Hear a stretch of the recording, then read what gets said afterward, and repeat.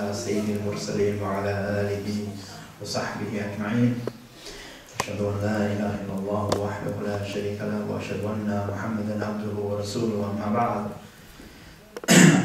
The time has moved forward for Isha, but ideally, because it's Friday, I still wanted to finish around about the 9 o'clock, 9:15 mark. Do we have some snacks after? Yes. We do indeed have some snacks after as well, so should give enough time for that. I'm also teaching a whole day tomorrow in Ibrahim College. Back in the year 1999, I think, I translated a book from Arabic into English called, the Arabic book was called Ad-Durratul Fakhira, وَالسَّيْرِ إِلَى اللَّهِ وَالدَّارِ الْآخِرَةِ, the exquisite pearl in the journey to Allah and the home of the hereafter. I translated that, as I said, in 1999, and I've been teaching from it ever since. So this is my 10th or 11th time I'm doing a course on this book. Really 18 lines of poetry that go through the main spiritual obligations or spiritual stations of the heart. So I have an early start tomorrow. The day after that I'm in Manchester, and I haven't prepared the Manchester talk, and actually I'm meant to be the keynote speaker.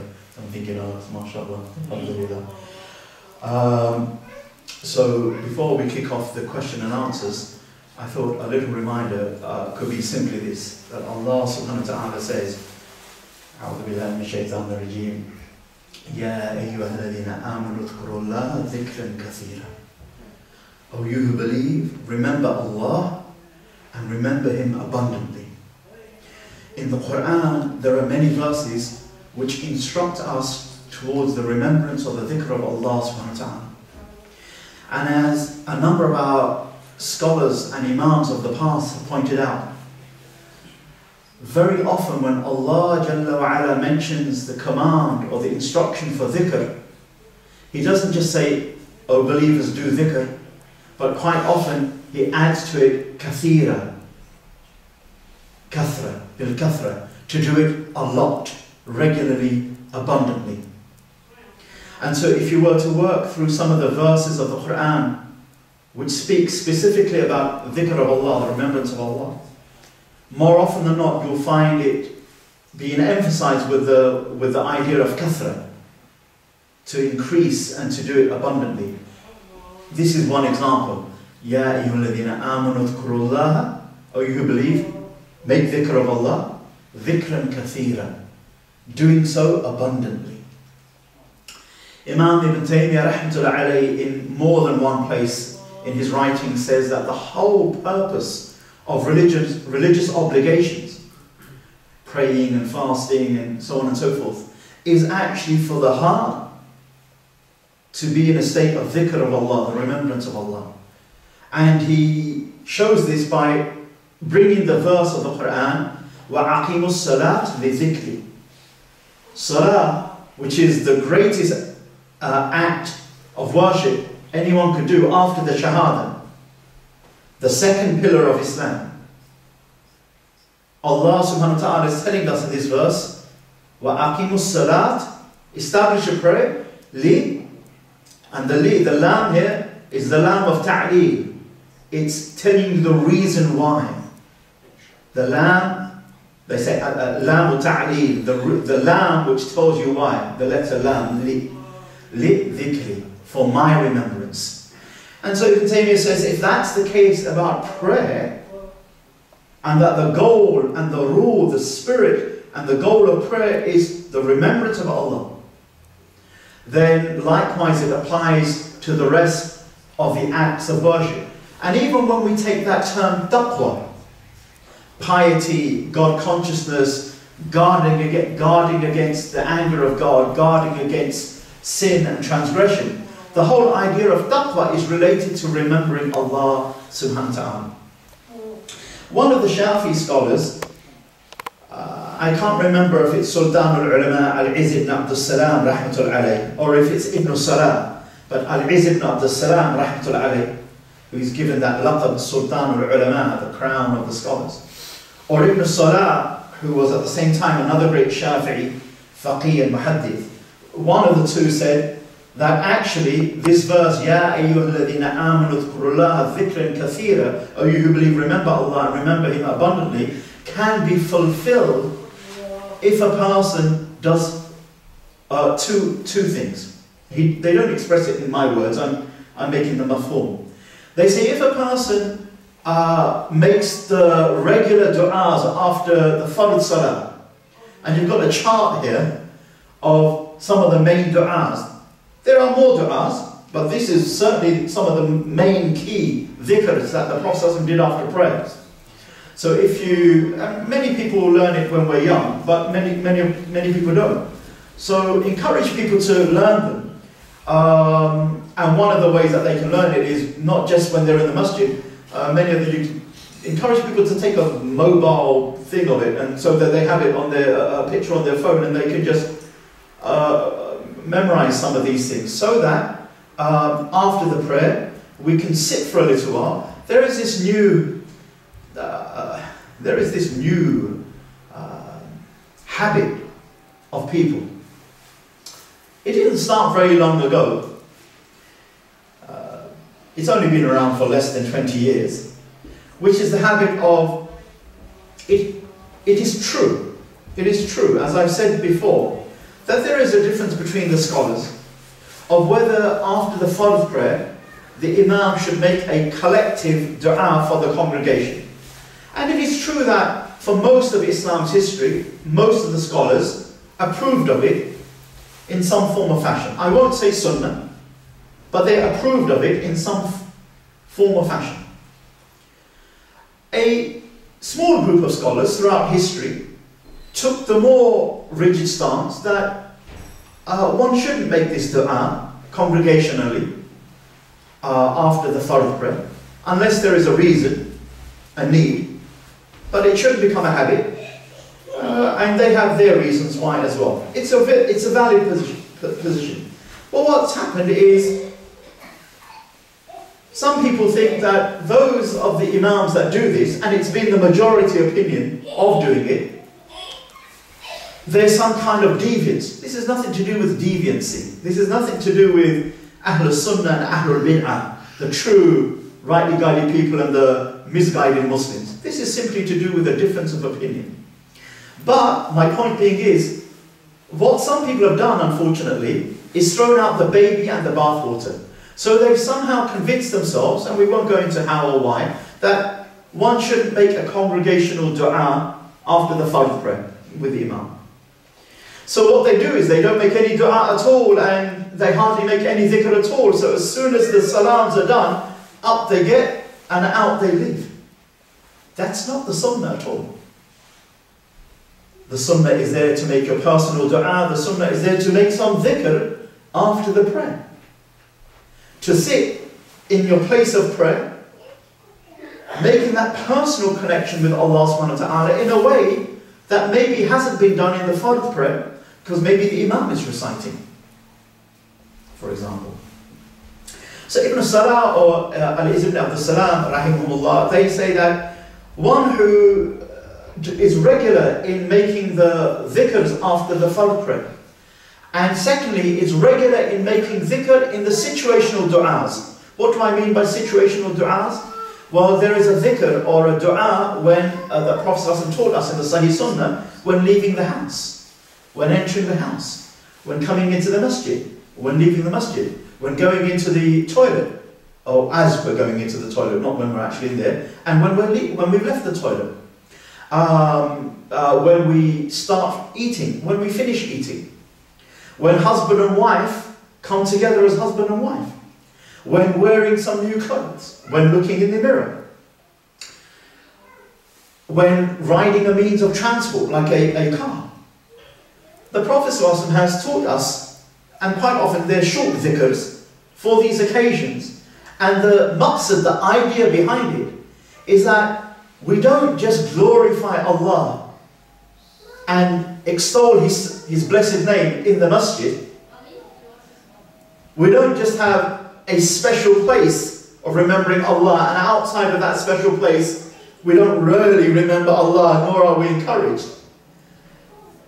Islam doesn't like the idea of having the holy day that you go to, it doesn't happen anymore in this country, but it used to, and it started declining from the 60s onward, that Sunday is the day of rest, and you go to church, and that's the special day, and then the rest of the week, it's possible that God is not even mentioned.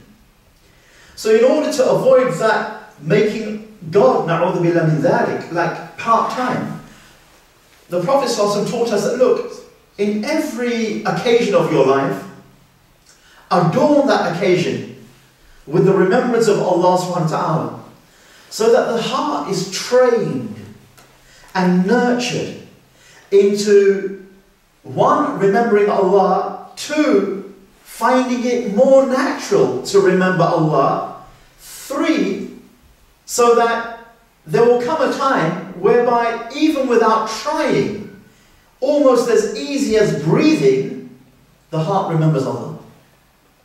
And so the Imams of our blessed tradition, rahimahullah ajma'in, they say, if a person memorizes some of the main situational du'as, and he or she is constant on making the du'as after the fard prayer, then inshallah ta'ala, they will be counted as those people who remember Allah abundantly. They will be counted as ذَاكِرِينَ اللَّهَ كَثِيرًا وَالذَّاكِرَاتِ. Those men and women who abundantly remember Allah. They will be counted as those people who fulfill this particular command, يَا أَيُّهَا الَّذِينَ آمَنُوا اذْكُرُوا اللَّهَ ذِكْرًا كَثِيرًا. And that's a wonderful state to be in. Let alone the fruits that come from that if we can do it well. So the ideal way to make dhikr, the ideal way, so if we couldn't do the ideal way, we shouldn't stop making dhikr, we should still do it. But I'm just talking about the ideal way. To be in a state of wudu, even though it's not an obligation for making dhikr, but to be in the state of wudu, ideally to be facing the qibla, ideally to be in a place where there's not much distraction. Why? Because it's easier for the heart to focus without distraction. And ideally assuming a more humble position, because outward humbleness will help the inward heart to be humble. Outward postures of humility help the inward heart to reach humility. And then with the niyyah of Ya Allah, I'm doing this, seeking your face, to gain your love, with that intention, just make the dhikr. Whether it's slightly mumbled to yourself so you can audibly hear, or whether it's just inside of yourself that only your inside can hear, but not too loud to disturb other people, then the gifts that come from Allah subhanahu wa ta'ala. The first gift, normally the most obvious gift, is sakina, tumanina, tranquility. That the heart just begins to be settled. Why? Because now the heart, dum dum, dum dum, it's Allah, Allah. It's beating with the name of Allah or with the remembrance of Allah. And that's a natural state for the heart. It is a natural state for the heart. And the divine light, the nur from Allah, comes flooding down onto the heart. And when that light comes, it's not a light. See, there are two types of light that are useful. A light that burns. A light that burns darkness. That's good. And a light that heals. If you take fire, a normal fire, it has those two types of elements in it. It has a heat that can burn, especially if you get too close to it. But if you're at a decent distance, you get light and warmth. So the nur from Allah subhanahu wa ta'ala that comes with dhikr gives us those things. It's a burning thing for the devils inside us, for shaitan's whispering and from shaitan. There are hadiths and ayats that clearly say, Ibn al-Qayyim rahmatullahi alayhi mentions this in his book Al-Wabil al-Sayyid, that when the dhikr of Allah is done, shaitan physically becomes small within us. And his power, woof, it diminishes. But no sooner than we forget, then he grows again strong. Then we remember, then diminishes. Then he so on and so forth. So it's a burning thing there, and there's a warmth and a light that gives us that tranquility, that tumanina. Ala bi dhikrillahi tatma'innul qulub. Indeed, in the remembrance of Allah do hearts find satisfaction. And this is why, just to finish this small reminder, the muhibbun, the lovers of Allah, those who really have turned their hearts to Him, there is nothing more valuable or precious to them than to be in that state of remembering Allah. And the best state of that remembrance is actually in the prayer. And this is why when the Prophet ﷺ was anxious, something troubled him. He was anxious for Bilal to call the prayer so he can attend to the prayer. Or he would get up and pray the non-fard prayer. Because the coolness of my eye, Bilal, he says to Bilal radiallahu anhu, the coolness of my eye is in the prayer. And this coolness of my eye is an Arabic idiom, which means the kind of my heart's peace, where it finds the ultimate peace, satisfaction and sweetness is in the prayer. And that is not barred from any of us, but initially, with the tawfiq of Allah, it does require effort and rolling up our sleeves. And we need to do this as my final point, because this is a day and an age in which hearts are weak and minds are weak as well. Sometimes it's not so troubling, it's sometimes not a big problem if hearts are weak but minds are strong. But when hearts are weak and minds are weak, it's problematic. I'll explain what I would mean by that quickly. Hearts are weak but minds are strong. My mind is strong enough to know that I don't really have that sincerity that I should. That I don't really have that mahabbah of Allah, that love and connection with Allah that I should. Mind is strong, heart is weak, but at least now I can make dua to Allah. Ya Allah, I'm so far short of the mark. Help me. Get me there. There's always the hope there. But when my hearts are weak and minds are weak, then what does the mind say? Oh yeah, I love Allah. Yeah, I'm definitely a man of the Sunnah. I'm definitely on the ball.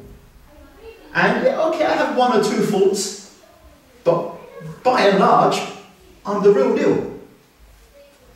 When mind is weak to think that you're the real deal, whether I'm the real deal, what hope is there for the heart to improve or even to ask?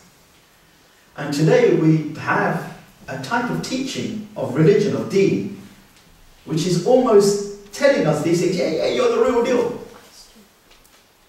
You say Ameen this particular way, your hands are folded in prayer in a particular way, you wear a particular type of turban or a hat, you have a particular way of behaving or dressing, then you're the real deal.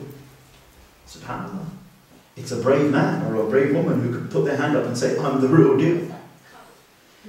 Nevertheless, Allah has made the way to the dhikr of Allah subhanahu wa ta'ala easy, because one doesn't have to be a scholar, one doesn't have to be an alim or a mufti, one doesn't have to be physically strong, one doesn't have to have lots of money.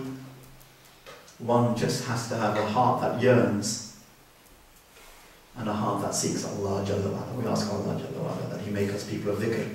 We ask Allah subhanahu wa ta'ala that He give us all the fruits of dhikr that He has mentioned in His book upon the tongue of His Prophet sallallahu alaihi wasallam. We ask Allah subhanahu wa ta'ala that He forgive us for being in the opposite state, which is a state of ghafla, of heedlessness, of neglect. We ask Allah subhanahu wa ta'ala that He make us ذاكرين الله كثيرا وذاكرات. أقول قولي هذا أستغفر الله لي ولكم ولسائر المسلمين من كل ذنب فاستغفروه إنه لغفور رحيم. Now, any questions? It's an open day.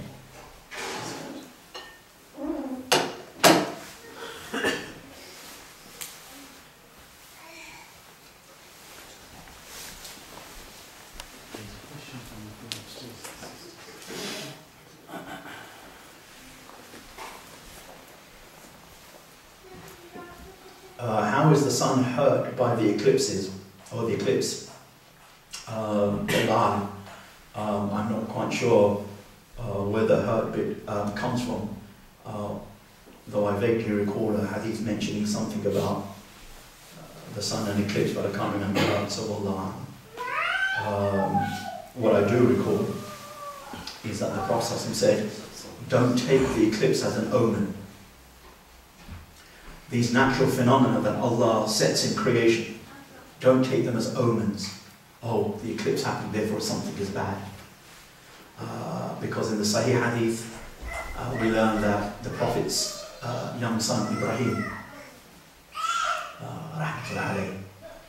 less than 2 years old, even, and some say even less than a year old, it was on the day of an eclipse that he began to breathe his last breaths, and he died in the Prophet's arms. And someone linked this: does it have any connection with an eclipse? Has the eclipse brought a bad omen? And the Prophet said, no, these signs of Allah don't bring bad omens. There is no bad omens.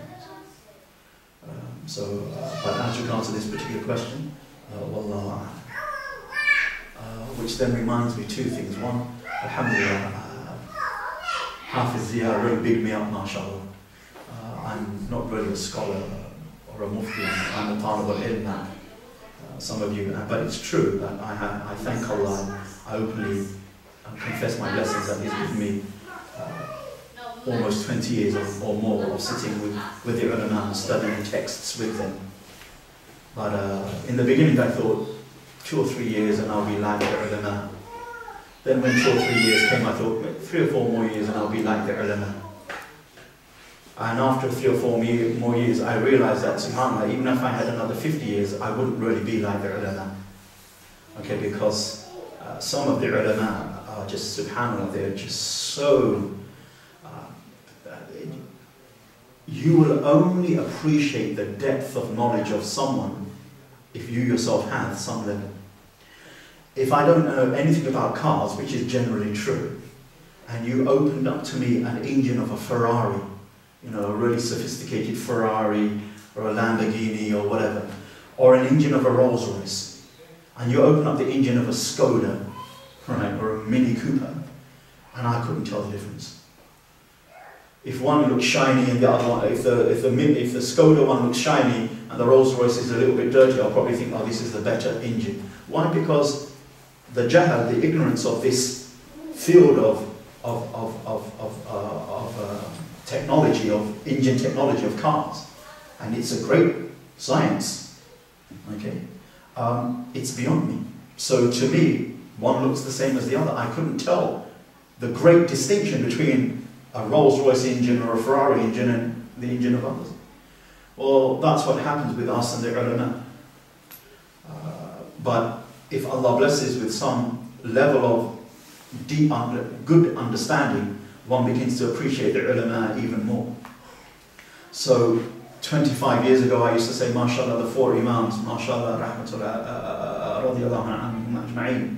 And then you start learning fiqh, if not of the 4 imams, at least of one of the imams. And you start reading about the lies and the fiqh and the understanding of the others. And then you realize the 4 imams are great, subhanAllah. But the difference now between 20 years ago and now is that one was said out of adab and out of conviction, the general conviction. And the other one is said in really understanding what is the difference between those men and us men. Okay? And there are ulama like that today. I mean, not like the 4 imams, but there are ulama like that in the sense that they are a type of men in knowledge and understanding which we will never be. So that's one thing. And the second thing is I want to mention is it's a good thing to realize that, as Ibn Mas'ud radhiyallahu anhu says, saying la adri or wallahu a'lam, saying I don't know or Allah knows best, is 1/2 of it. Is 1/2 of knowledge. Okay, وَلَا تَقْفُ مَا لَيْسَ لَكَ بِعِلْمٍ إِنَّ السَّمْعَ وَالْبَصَرَ وَالْفُؤَادَ كُلُّ أُولَٰئِكَ كَانَ عَنْهُ مَسْئُولًا. The Quran says, do not pursue that of which you have no knowledge. Meaning, do not say that of which you have no knowledge. Every act of seeing, feeling and hearing will be inquired into. But as Hafiz Zia, Hafidhullah Ta'ala, quite rightly said, many of us become muftis outside.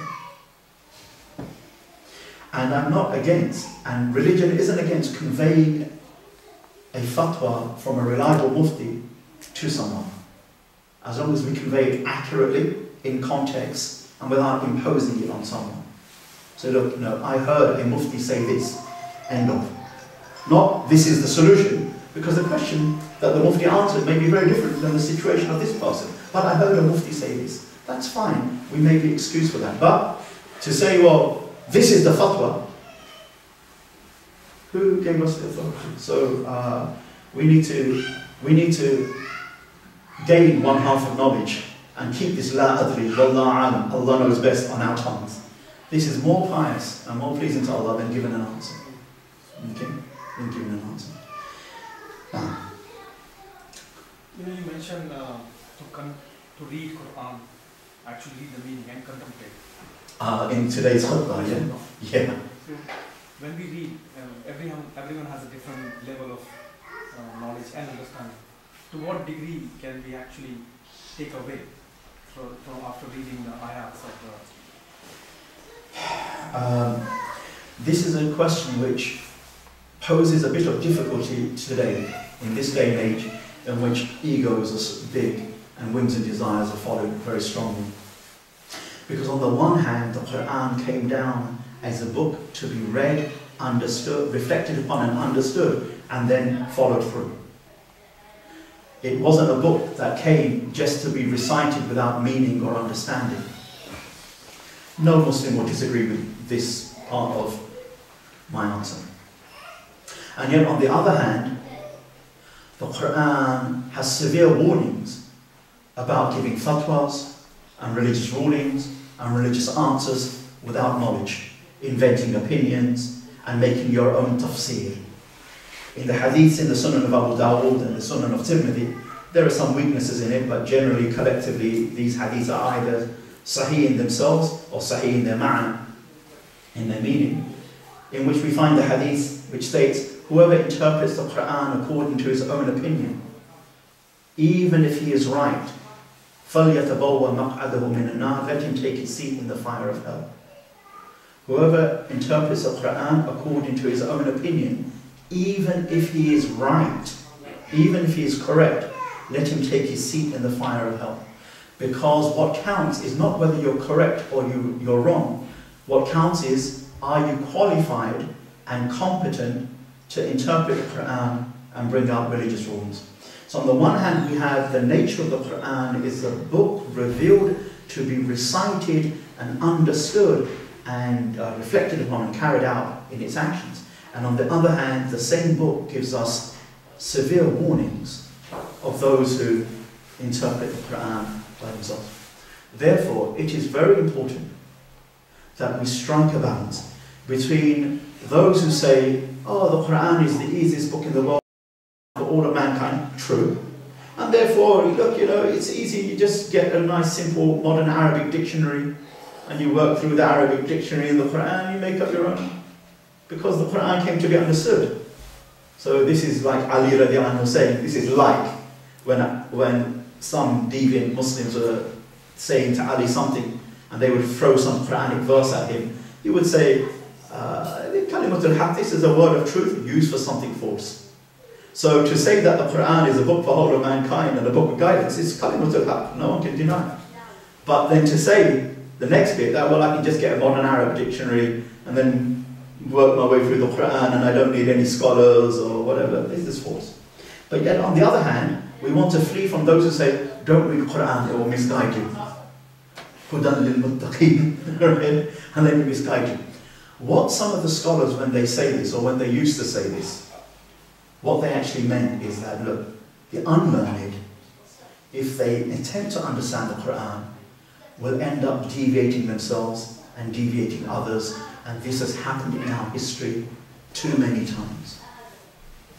So we need to strike a balance, because there is no greater strength of faith than having an attachment to the book of Allah subhanahu wa ta'ala. Therefore, we have this rough rule of thumb. Those verses, which are generally ayatul ahkam, verses that give us religious rulings, we keep away from them in terms of trying to make our own rulings. No, we learn the ahkam, the religious rules, from the ulama. Even if we read them in the Quran, we think, okay, but we make sure that we stick with the ulama in what these verses mean. And any verse that we don't know the historical context of, anything like that, we keep away from making religious rulings. But the Quran has so much more than that. It urges us to think. It says, فَلْيَنْظُرُ الْإِنسَانَ مِمَّا خُلِقَ. Doesn't man see, for example, doesn't man see from what he has been created? خُلِقَ مِن مَاءٍ دَافِقٍ. He's been created from semen, seminal fluid, the fluid that comes from man and woman.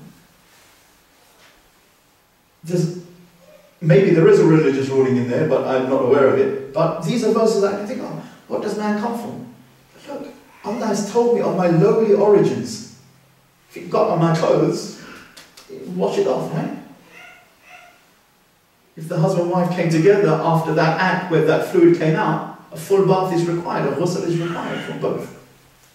And Allah says that's our lowly origin. So let me reflect on that. Let me give the idea that maybe Allah is reminding me that don't become big-headed and arrogant. Look where I originally started from. Okay? This is fine. We've not made any religious rule. We're not even saying that is the tafsir of the Quran. That is what the murad of Allah, what Allah intended. We're just saying that seems to be the obvious thing that comes out. What happens from just that one verse? What is the lesson? I've been powerfully reminded by Allah's book. Humility. Humility. Humility. There may be more in this verse. Some alim, some mufassir, some wali of Allah can contemplate on this verse and bring out 200 benefits. Fine. But for me, I got the main point. That type of Quran reading is encouraged with always the caveat, wherever we're even doubtful on anything, ask the people of knowledge, ask the ulama, and never, ever, ever make up our own rulings. This equally applies to the hadiths, except the hadiths, the scholars of hadith have done us a service, in that there are hadith collections which you and I shouldn't touch, except under tuition and instruction. Sahih al-Bukhari. Sahih al-Bukhari is one of the most difficult hadith books to grapple with. Even if in the canons of Ahlul Sunnah wal Jama'ah, in the canons of Sunni orthodoxy, it is the most authentic book after the book of Allah subhanahu wa ta'ala. But it's one of the hardest. And anyone who has studied ilm al-hadith and studied with the ulama at their feet, not, oh, I just attended their circle, I just met them here, studied, will know that Sahih al-Bukhari has hundreds of commentaries.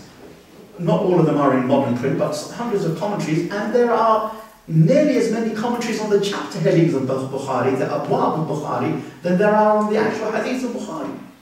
And it really is deep, because Imam Bukhari was a deep thinking person when he put this hadith. So therefore, he didn't write this book for you and me. And Imam Muslim didn't write his book for you and me. In fact, he didn't even put any chapter headings. Imam Nawawi, 400 years, put chapter headings. But Imam Nawawi writes Riyadh al-Salihin, the gardens of the righteous, for example.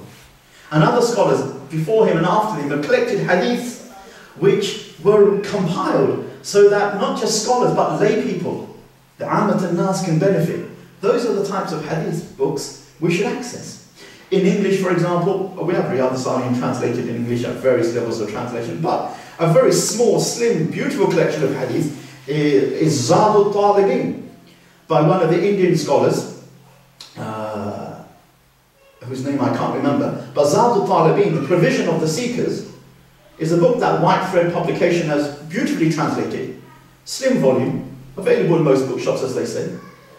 And it has 200 odd hadith with small commentaries from scholars, small little 2-3 line commentary. It's very useful. Those are the type of things that if we're going to read hadith books and to try to connect ourselves to the words of the Prophet ﷺ, that's how we need to be doing it. I used to work in a bookshop for a little while in the wider area, selling Islamic books. And I used to severely discourage people from buying Sahih Bukhari. People would come in and say, the translation of Bukhari in 9 or 10 volumes. They said, oh, how much is it? oh, it's £90 or £100 or whatever it was, and buy it. And I'd say, why? Why are you buying Bukhari? Oh, because it's the most famous hadith book, in the world. Fine, yeah, that's true, but how are you jumping from there to you should have it on your shelf and you should start reading it? This is a bid'ah. Find me any person in Muslim history, any scholar who said, yeah, lay people, go read Bukhari. Show me anyone, Ibn Taymiyyah, Ibn al-Qayyim, Ibn Rajab al-Hanbali, from the popular ones that are quoted. Never. Never. But there are books useful for us. Why? Because every human being has food suitable for themselves. And when we are not mature adults, we don't eat solid foods. We have to take Farley's rusk on the nose rest. So if by doing this without ahkam, without fatwas, without tafsir, just trying to get to the core understanding. And sometimes there are, our ulama have also done rough translations of the Quran with small footnotes, like 1 line, 2 line footnotes to be helpful. Take help from those as well. But I follow the opinion of those teachers, those are my teachers who say it's really important that we have, each of us have a ta'alluq, a connection with the Quran, but being aware of the two dangers and extremes. But whoever recites the Quran, even without understanding, there is much ajr in that as well. And if in the month of Ramadan, one wants to read the entire khatam without understanding a single letter, then this is the norm for the ummah in Ramadan. So much so that Bisanad Sahih, Imam Shafi did 60 khatams of the Quran in Ramadan. 60 khatams, one in the evening, one in the night time. And it's very difficult to try to reflect and ponder in 60 khatams. Okay? Because this is the habit of the Muslims. We try to make at least one khatam. Fulfill that piece of advice by Abu Hanifa radiallahu anhu, that let the Muslim have 2 khatams in a year, at least. Right? One in Ramadan, and one outside of Ramadan. That's kind of the minimum. We shouldn't just aim for it, but given our state of affairs, this is something good to strive for.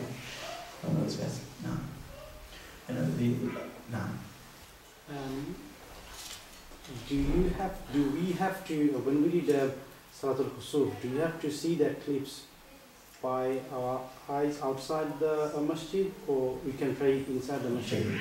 The eclipse prayer, which happens when there is an eclipse, which in the UK happened today in the morning, and won't be occurring again in the UK for the next 10 or 11 years. The eclipse prayer, it is not a condition to actually see the eclipse yourself as an individual. So if the eclipse is going on outside in the sky, and I'm in a built-up mosque, and I can't see the eclipse prayer is still valid. If it's because the sky is cloudy and I can't see it, the eclipse prayer is valid. It's not a condition for the eclipse prayer that a person has to see it with their eye. Okay? But the norm is, in most Muslim lands which have clearer climates traditionally, is the eclipse is normally seen. And what a sign from Allah. The sun is almost 400 times the diameter of the moon. So the moon is like that, and the sun is 400 times that diameter. So how does this little tiny thing, okay, let's just say it's the size of a 2p piece, fit something which is 400 times like that and cover it all? Well, it just so happens that the moon is about 400 times closer to the earth than the sun is. And so due to that parallax effect, something which is small but closer tends to look large. And so when that small disk comes across the disk of the sun, but we are there, the moon is here, the sun is there, it fits really nicely. And look, the third rock from the sun is the only place in the solar system, our planet Earth, where that actually happens. Okay? What a coincidence. Or is it the qadr of Allah?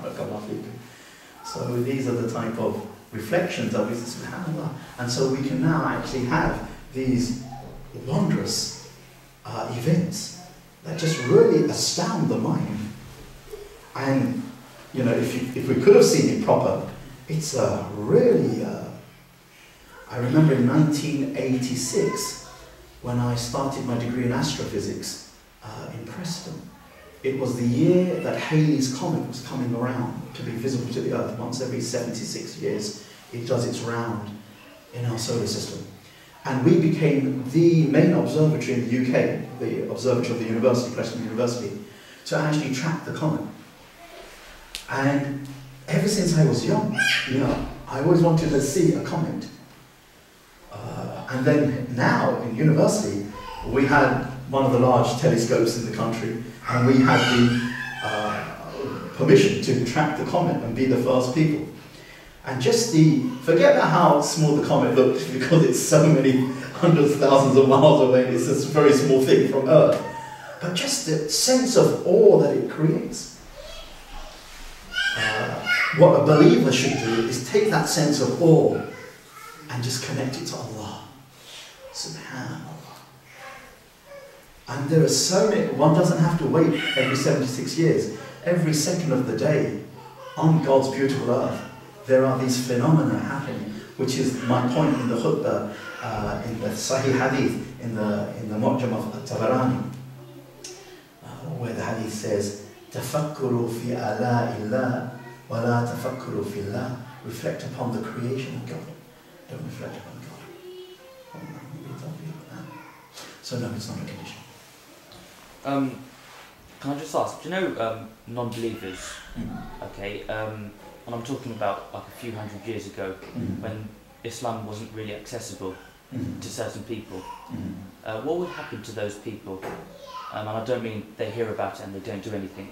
I mean, as in they've never heard of Islam, they don't know any of the teachings or the prophets, anything like that. So this question is a good question. What happens to those people, whether many hundred years ago or even now, who actually don't hear of Islam and so die never having access or engaged the message, which, as the brother quite rightly points out, used to happen much more in the past, before modern communication, than it does now.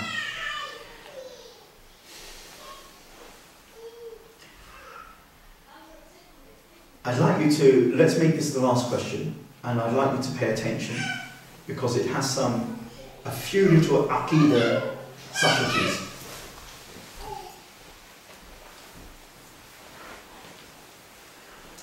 The Sahih Hadith of the Prophet ﷺ, Sahih Muslim, in which the Prophet ﷺ says words to this effect, that whoever from my ummah, be he a Jew or a Christian, who hears of me and the message I have been sent with, and dies rejecting me, will be one of the companions of the hellfire.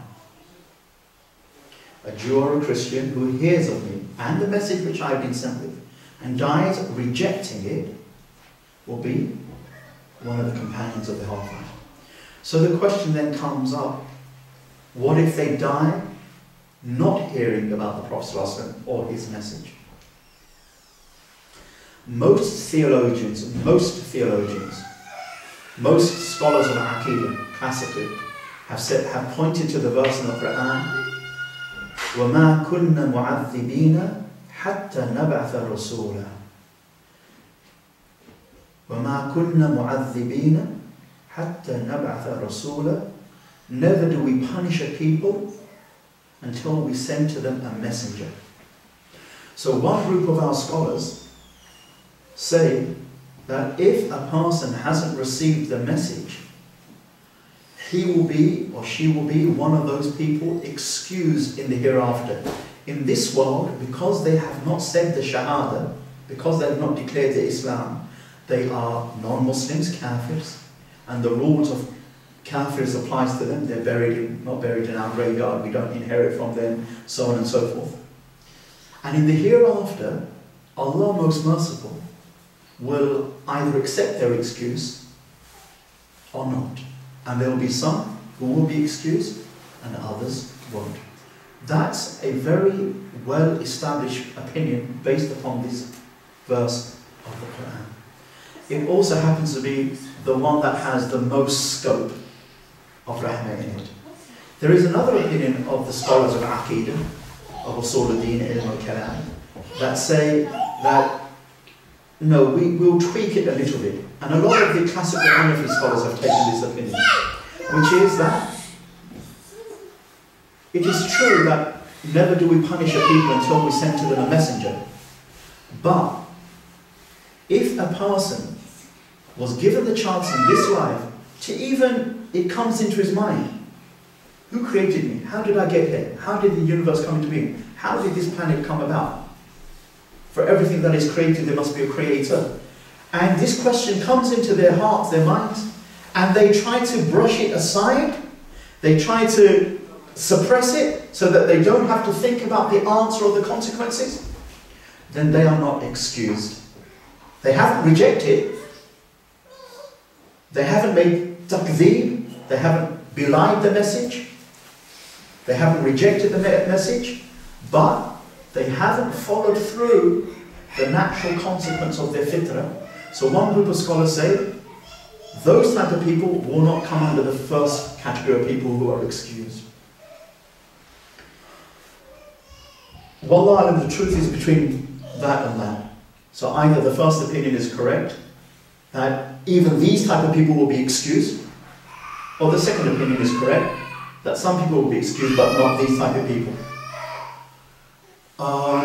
So two things, therefore. It is a scholarly difference in a very difficult field called Aqidah, creed, belief, doctrine, and exploring all the arguments on both sides requires a lot of study and a lot of command of language, hadith, verses, and so on and so forth. So rather than focusing on that, let us just focus in on, one, trying to give out the message of Tawheed and of Iman to as many people as we can in the best way. Normally through our actions, but sometimes through our speech.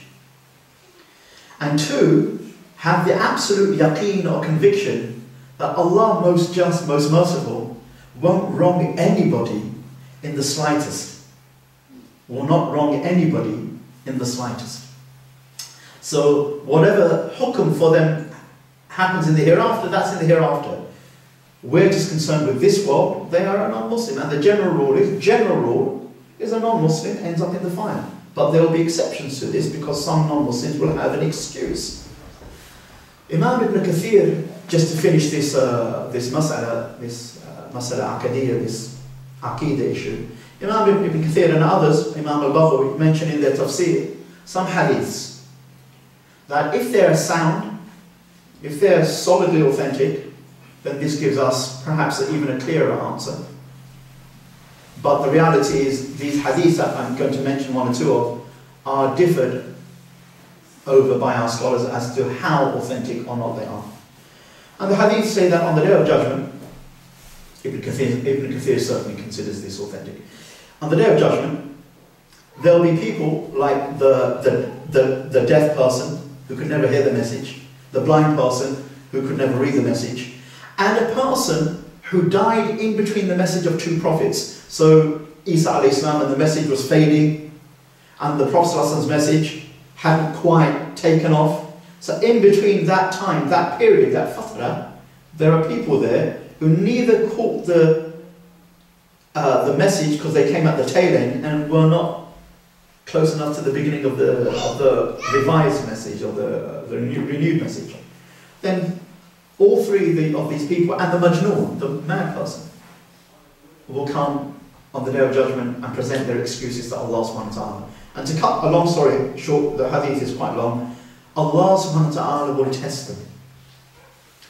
He will say, "O my servant, jump into this fire. And the Lord is commanding, Allah Jalla wa Ala is commanding, and the person knows that. If they obey Allah, and the fire actually turns out to be a garden, If they obey Allah, they are entered into paradise and counted as those who accepted faith. And if they disobey, then no.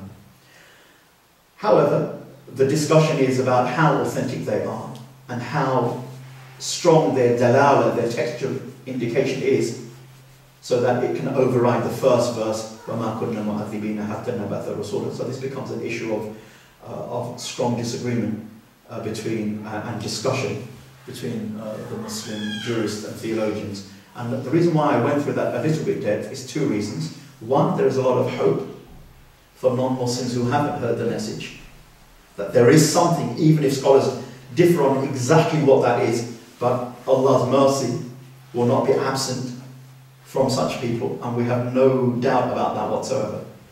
And the second reason is, I just wanted to show that there are depths to most of these issues, and this is why one can't be a DIY scholar. One either reads all of the arguments, not I read the website, and I read this 6-line fatwa, then you just read a small synopsis. But the Sheikh might have chosen just to present one view, his view, which is fine.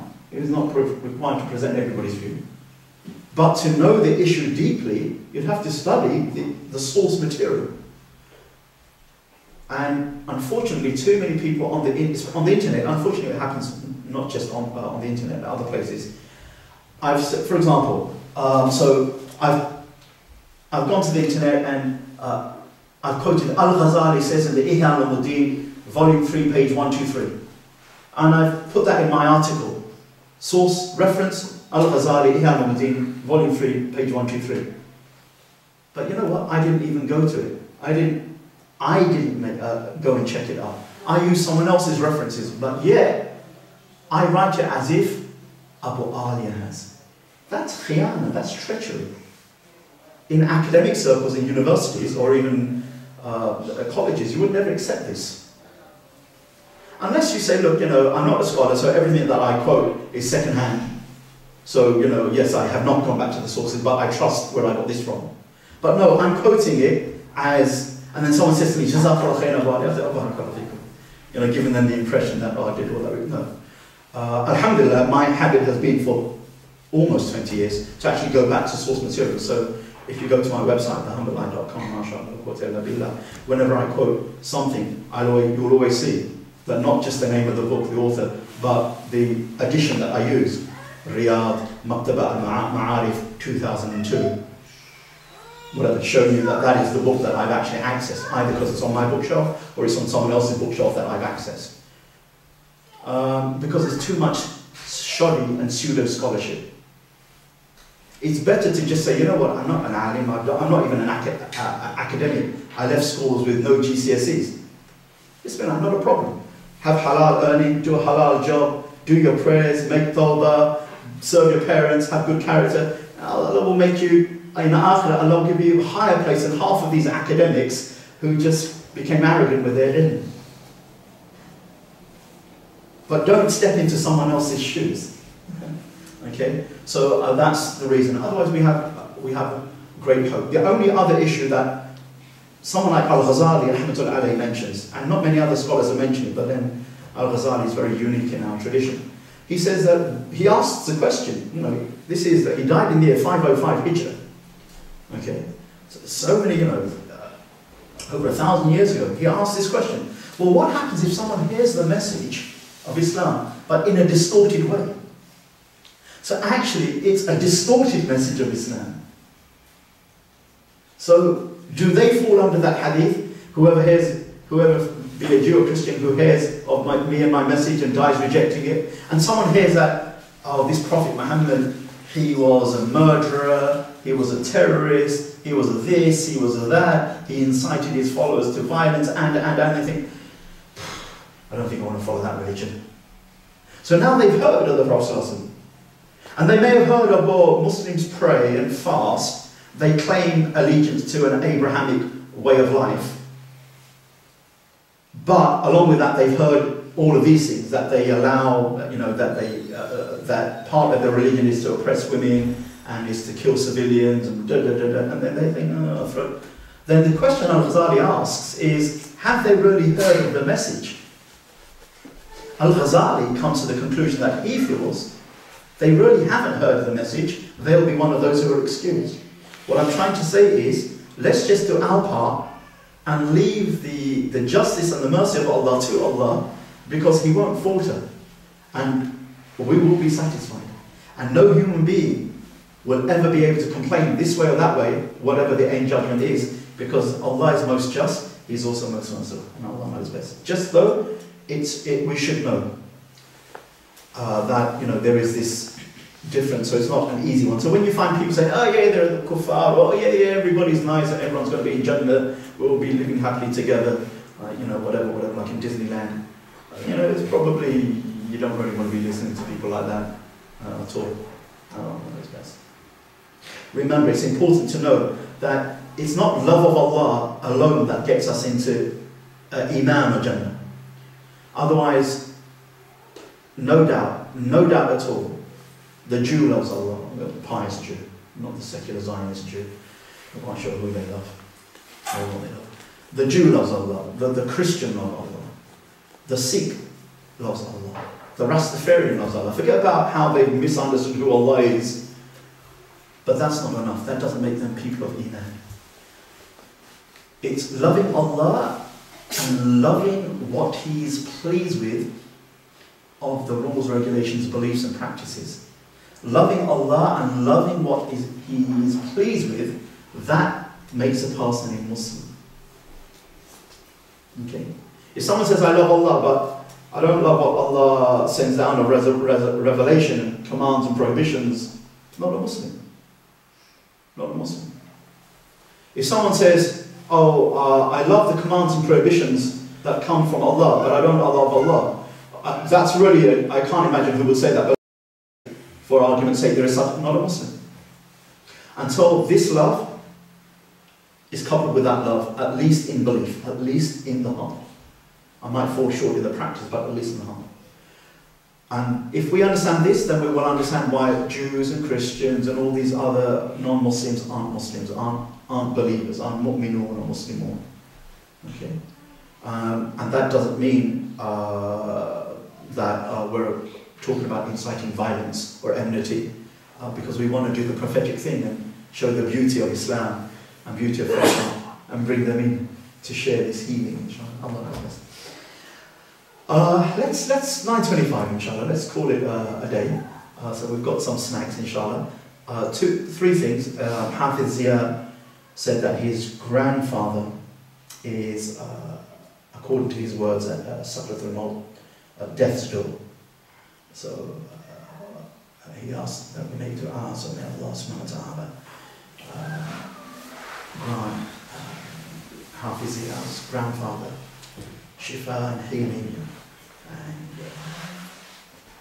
may Allah subhanahu wa ta'ala cause this suffering that he may be going through to be part of his hasanat and to be an expiation of his sins. And may Allah subhanahu wa ta'ala take Hafiz Zia's grandfather, if it be Allah's decree, in the best way, with the husn al-khatimah. And may Allah subhanahu wa ta'ala grant us all husn al-khatimah's goodly deaths. Zia also has a friend whose best friend has recently just today had a car accident in Birmingham. And so this young man is critically ill in hospital. So we need to offer him a large Allah grants him shifa and grants him a speedy recovery and grants patience to his family. We ask Allah that our youths who sometimes do some things which cause them difficulty, may Allah give us and them wisdom and understanding and carefulness in how we live our lives, and to understand the responsibility of what we're allowed. We ask Allah subhanahu wa ta'ala for tawfiq. Subhana rabbika rabbil izzati amma yasifun. Wa salamun ala al-mursaleen. Walhamdulillahi rabbil alamin.